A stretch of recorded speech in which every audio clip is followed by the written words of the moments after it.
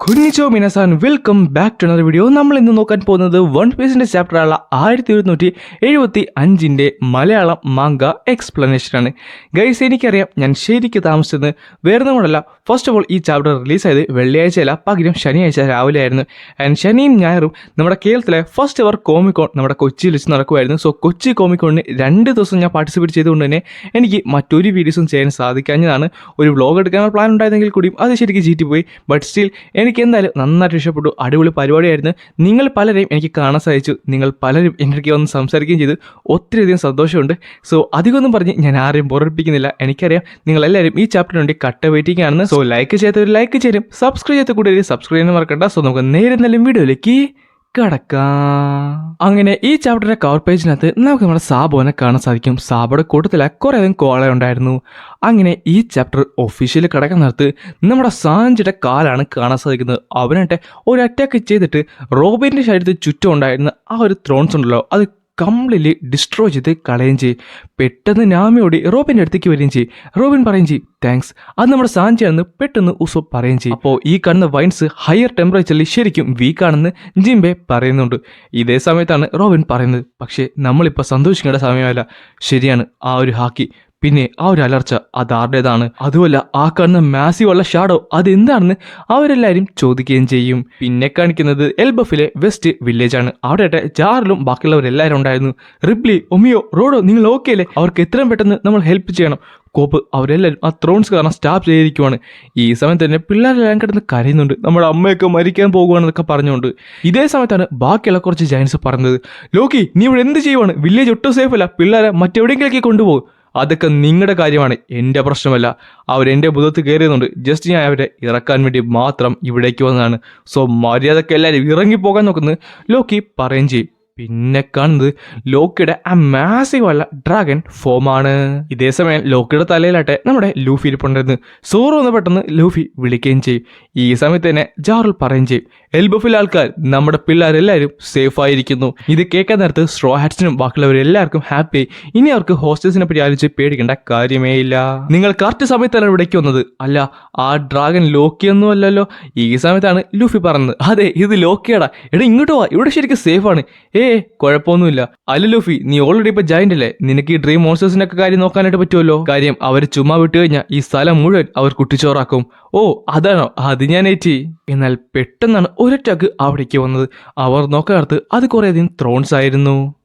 കുട്ടികളെല്ലാവരും അകത്തേക്ക് കൊണ്ടുപോകും, ത്രോൺസ് മുകളിൽ നിന്ന് വീഴുന്ന കാണാൻ മേലേ. സമയത്താണ് നമ്മുടെ ഷോമേസ് അവിടേക്ക് വരുന്നത്. ഞാൻ ഒരിക്കലും നിന്നെ വെറുതെ വിടത്തില്ലടാ, എന്റെ ഏറ്റവും നല്ല മൊമെന്റ്സ് ആണ് നീയൊക്കെ കാരണം നശിച്ചു പോയത്. അല്ല, ഒന്നോർത്തത് നല്ലതല്ലേ? ഞാനെന്തായാലും എൻ്റെ മിഷനെ ഫെയിൽഡ് ആയിട്ടില്ല. അവരെല്ലാവരും ഇവിടെ തന്നെയില്ലേ. ഇനി വേണമെന്നുണ്ടെങ്കിൽ എനിക്ക് അവരെല്ലാം പിടിച്ചിട്ട് ഹോൾ ലാൻഡിലേക്ക് കൊണ്ടുവന്ന് നമ്മുടെ ഷോമേസ് പറയും ചെയ്യും. ഇതെല്ലാം ലൂഫി ദൂരത്തേത് കാണുന്നുണ്ടായിരുന്നു. അല്ല, അതിനു മുമ്പ് എൻ്റെ റാപ്പിഡ് ഫയറുള്ള ത്രോൺ ലോഞ്ചസ് യൂസ് ചെയ്ത് ഇവിടെയുള്ള എല്ലാ പാരൻസിനെയും ഞാൻ കൊല്ലാനായിട്ട് പോകുവാണ്.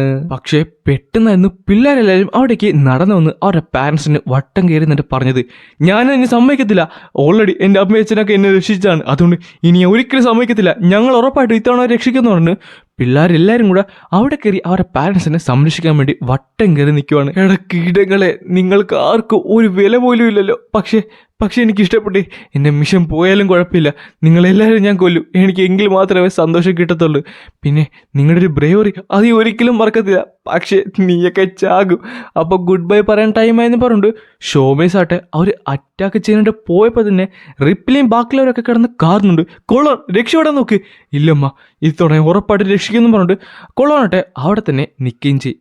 ഈ സമയത്ത് ആ ഒരു ത്രോൺസൊക്കെ അവിടെ തൊട്ടടുത്ത് വന്നപ്പോഴാണ് പെട്ടെന്ന് നമ്മുടെ സോറോ അവിടേക്ക് വന്ന് അതെല്ലാം കംപ്ലീറ്റ്ലി അങ്ങ് ഡിസ്ട്രോയ് ചെയ്ത് കളഞ്ഞത്. സോറോ, എനിക്കറിയായിരുന്നു നിന്നെ കൊണ്ടത് സാധിക്കുമെന്ന്. അതെന്താണ്, ആരാണെന്ന് ചോദിക്കാൻ നേരത്ത് പെട്ടെന്ന് ലൂഫി നേരെ മുകളിലേക്ക് ചാടി അവിടെ ഉണ്ടായിരുന്ന ഒരു ലൈറ്റ്നിങ്ങിൽ കയറി പിടിക്കുകയും ചെയ്യും. എന്നിട്ട് പറയുന്നുണ്ട്, അത് സോറയാണ്, അവൻ എൻ്റെ ക്രൂവിലെ ഒരു മെമ്പറാണ്, നീ അതൊരിക്കലും മറക്കരുതെന്നും പറഞ്ഞിട്ട് അടുത്ത സെക്കൻഡ് തന്നെ കൈയാട്ടെ ഒരു സ്കോപ്പാക്കി മാറ്റിയിട്ട് ഷോമേസിനെ അങ്ങോട്ട് നോക്കുന്നുണ്ട്. എന്നിട്ട് പുള്ളിക്കാരെ മാസീവ് വളരെ അറ്റാക്ക് ചെയ്യാനായിട്ട് പോകും. ഇത് കാണാത്ത റിപ്ലിയും ഷോമേസും എല്ലാവരും ഷോക്കാണ്. പിന്നെ കാണുന്നത് പുള്ളിക്കാരൻ ഒരു മാസീവുള്ള അറ്റാക്ക് ഷോമേസിനെ നേരെ ചെയ്യുന്നതാണ്.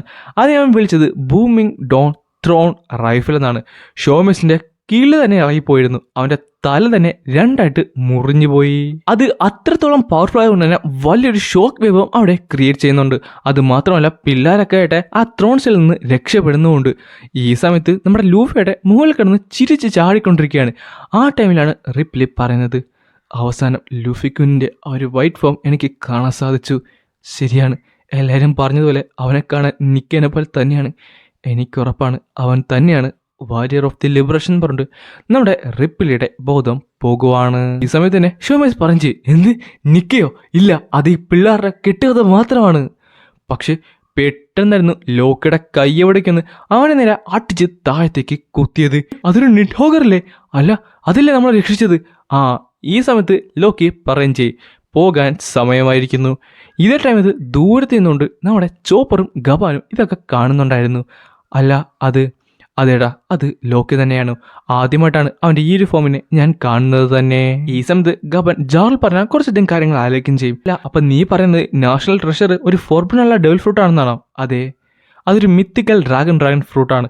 അത് കഴിച്ചു കഴിഞ്ഞാൽ ഒരു കൊളോസണല്ല ഡ്രാഗനായി മാറാനായിട്ട് സാധിക്കും. പിന്നെ അത് കഴിക്കുന്ന യൂസറിനനുസരിച്ചാണ് ആ ഡെവൽ ഫ്രൂട്ടിൻ്റെ സൈസും മാറുന്നത്. ഒരു മനുഷ്യൻ കഴിച്ചു കഴിഞ്ഞാൽ അത് ഏറ്റവും വലിയ ഡ്രാഗനായി മാറും. ഒരു ജയന്റ് കഴിച്ചാൽ അത് മാസീവ് ഉള്ള ഒരു ഡ്രാഗനായിട്ട് മാറ്റും.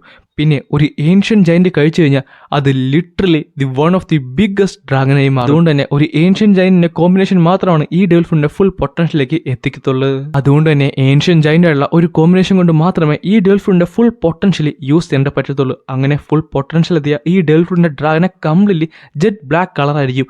അത് മാത്രമല്ല അത് ലൈറ്റ്നിങ്ങും ബ്രീത്ത് ചെയ്യും. പിന്നെ പകലിനെ തന്നെ ഇരുട്ടാക്കാൻ കെൽപ്പുള്ളതായിരിക്കും ആ ഒരു സൈസ്. അപ്പോൾ ഇത് ഫോർബിഡൻ ആയുള്ള കാര്യം ഈ ഇമൻസ് ഉള്ള പവറാണെന്ന് നമ്മുടെ ഷാങ്സ് അപ്പോൾ ചോദിക്കുന്നുണ്ട്. അങ്ങനെ പറയാൻ സാധിക്കത്തില്ല. കാര്യം അത് പ്രൊട്ടക്ട് ചെയ്യുന്നുണ്ട്. അത് പ്രൊട്ടക്ട് ചെയ്യുന്നത് ഹാമർ ഗാർഡിയനുള്ള റാഗ്നിയർ ആണ്. എൽബഫിന്റെ കഥകൾ പറയുന്നത് പണ്ട് ഗോഡ് ഓഫ് വാർ ഈ റാഗ്നിയറുമായിട്ട് ഒരു യുദ്ധം ചെയ്തിരുന്നു. ആ സമയത്ത് തന്നെ ഒരു വലിയ ഡ്രാഗന്റെ ഫോമിലാണ് പുള്ളിക്കാരൻ ചെന്നത് തന്നെ. അത് മാത്രമല്ല സൺ ഗോഡായിട്ടും പുള്ളിക്കാരൻ അന്ന് യുദ്ധം ചെയ്തിരുന്നു. അദ്ദേഹത്തിന്റെ കൂടെ തന്നെ ഒരു ലോയലുള്ള ഐസ് ക്യൂറൽ പാർട്ട്ണർ ഉണ്ടായിരുന്നു. പുള്ളിക്കാരന്റെ പേരായിരുന്നു റാറ്റോസ്കർ. ഇനി കഥ ചുരുക്കി എന്ന് പറഞ്ഞു കഴിഞ്ഞാൽ ആ മാസ്റ്റർ മരിച്ചതിന് ശേഷം ആ ഒരു ലോയലുള്ള റാറ്റോസ്കർ ആട്ടെ ആ ഒരു വെപ്പൺ പ്രൊസസ് ചെയ്യണ്ടായി. എന്നിട്ട് അതിന്റെ മാസ്റ്റർ തിരിച്ചു വരാനായിട്ട് കാത്തിരിക്കുകയും ചെയ്തു. അങ്ങനെയാണ് ഈ ലെജൻഡ് പറയുന്നത് തന്നെ. അപ്പോൾ അവസാനം റാഗ്നർ ഗാർഡ് ചെയ്തിരുന്ന ആ ഒരു ഡെവൽ ഫ്രൂട്ടിന്റെ പവർ അവേക്കണായിരുന്നു. റാഗ്നർ അതിന്റെ ചോയ്സ് എടുത്തിരിക്കുന്നു. ലോക്കിനെ തന്റെ മാസ്റ്ററായിട്ട് തിരഞ്ഞെടുത്തിരിക്കുന്നു. പറയുന്നിടത്ത് ലോക്കിയുടെ ആ മാസീവ് ഉള്ള ഡ്രാഗനാണ് നമുക്ക് കാണാൻ സാധിക്കുന്നത്. അവനായിട്ട് പെട്ടെന്ന് ആ ഒരു ലൈറ്റ്നിങ് ബ്രീത്ത് അങ്ങോട്ട് ചെയ്യുന്നുണ്ട്.